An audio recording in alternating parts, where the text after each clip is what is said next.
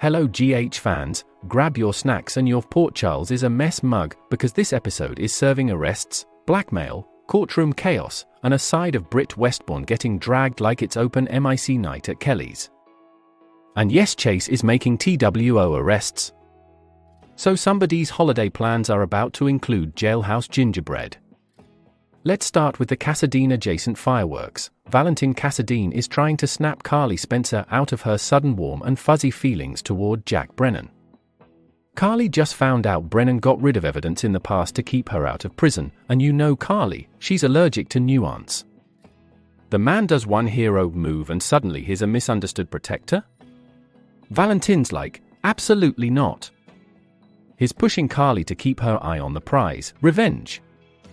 And he's warning her to be extra careful, because if Brennan senses this mission, he won't just come for Carly, he'll come for the people she loves. And Valentin would know.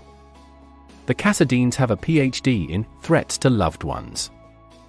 Remember past villains who played chess with families like they were pawns? That's the vibe Valentin is trying to prevent, except he's also using Carly for a mission, so the hypocrisy is chef's kiss. Meanwhile, Brennan is getting an earful from Lulu Spencer, who is furious and basically shouting, "You have no jurisdiction here." Lulu wants Brennan shut down, but he's not leaving empty-handed. He's got a backup plan to squeeze information from Charlotte Cassadine. And that's where Nina Reeves gets dragged into the mud. Because Brennan made a traffic cam video disappear to help Willow, so now he's pressing Nina to pay up and honor her part of the deal. Nina may have to exploit Charlotte and pry into whether Valentin has been in contact with her. Which is dark. But also classic Nina, panicking, overcompensating, and making choices that will absolutely explode later. Over on the lighter but still disaster side, Isaiah Gannon settles Portia Robinson at his cabin and tries to get her to relax. In Port Charles, relax usually means brace for the next emergency, but okay. Now, the Brit Westbourne mess.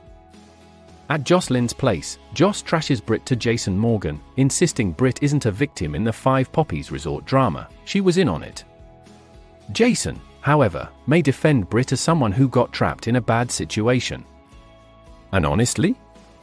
Brit has a long history of messy decisions, but she's not exactly the cartoon villain Joss wants her to be. Speaking of trapped, Brit and Brad Cooper rack up a massive restaurant bill and realize neither of them can pay. No money, no friends, and no good options. Brit won't want to call Jason because he's already rescued her more than once, and Nina's unreachable because Brennan's got her in a vice grip. So what happens next? Dine and dash. And later they're laughing upstairs above Bobby's like it's cute. But here's the problem, Chase is making 2 arrests. So tell me this, GH fans, are we really believing Brad and Brit won't get caught? Because I can absolutely see Chase showing up at Brit's door with handcuffs like him. About that unpaid bill.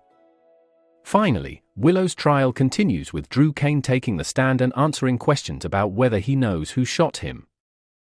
ADA Justine Turner is ready to twist his testimony to help the prosecution, because in this courtroom, truth is optional and strategy is everything. My prediction? Chase's arrests are going to ripple into bigger consequences, especially if Brit gets booked and Jason feels pulled back into her orbit. And if Nina uses Charlotte to get info on Valentin? That secret won't stay buried. Because the real cliffhanger is this, who gets burned first, Carly by Brennan, Nina by her own deal, or Brit when Chase comes knocking?